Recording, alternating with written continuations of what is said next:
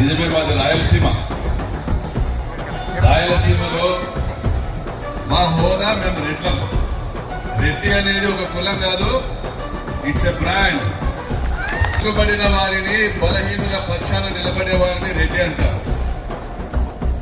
ఆ విధంగా ఈ రాష్ట్రంలో స్వాతంత్రం తర్వాత 17 మంది ముఖ్యమంత్రులు అవుతే 10 మంది మన రెడ్డి సోదరులు ముఖ్యమంత్రులు అయ్యారు.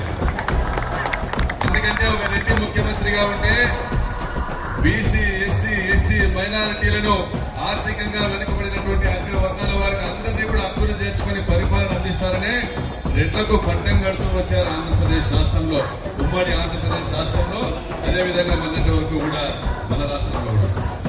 ఈ రోజు పరిస్థితి గమనిస్తే రెడ్లు వేల కోట్ల రూపాయలు నష్టపోతా ఉన్నారు. వేలాది మంది రెడ్లు జైలుకి వెళ్ళేటువంటి పరిస్థితి ఉంది. అక్రమ కేసులు ఎదుర్కొంటా ఉన్నారు.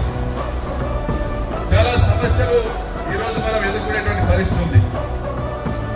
మీరు అనుకుంటున్నట్లు రాయలసీమలో ఏంటంటే అక్కడ బాంబులని కాదు, మనసున్నటువంటి నాతృత్వం కలిగినటువంటి గుండా వెంకటరెడ్డి గారు